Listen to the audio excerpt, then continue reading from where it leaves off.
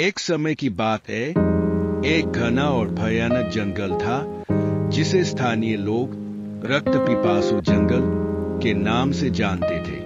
यह जंगल शहर से बहुत दूर एक सुनसान और दूर-दराज इलाके में स्थित था।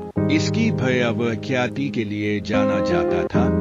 जो कोई भी जंगल में प्रवेश करता था वह कभी वापस नहीं लौटता था। रात में अंदर से अजीब और परेशान करने वाली आवाजें सुनाई देती थी, चीखें, रोना और कभी-कभी मदद के लिए पुकार।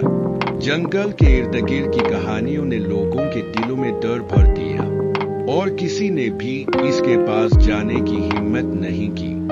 एक दिन एक साहसी युवक जिसका नाम भीम था ने जंगल में जाने का फैसला किया।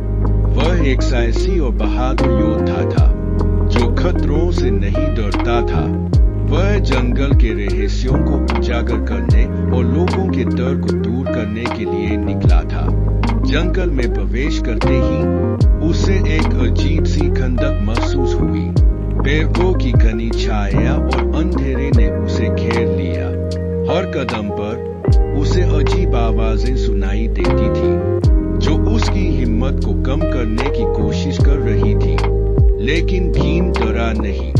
वह आगे बढ़ता गया, जंगल के गहरे अंदर तक। रास्ते में उसे कई जानवर मिले जो उसे देखकर डर गए और भाग गए। कुछ जानवरों ने उसे खतरों के बारे में चेतावनी भी दी, लेकिन भीम ने उनकी बातों को अनसुना कर दिया और आगे बढ़ता रहा। आखिरकार वह जंगल के सबसे गहरे हिस्से में पहुंच गया, जहां उसे एक बड़ी गुफा मिली। गुफा के अंदर उसे कई खतरनाक जीव मिले जो उसे मारने की कोशिश कर रहे थे, लेकिन भीम ने अपनी तलवार से उनका डटकर मुकाबला किया और उन सभी को मार डाला। गुफा के अंदर उसे एक प्राचीन खजाना भी मिला। इस खजाने में सोने, चांदी और कीमती रत्नों से भरे हुए कई बक्से थे। भीम ने खजाना इकट्ठा किया और जंगल से बाहर निकल गया।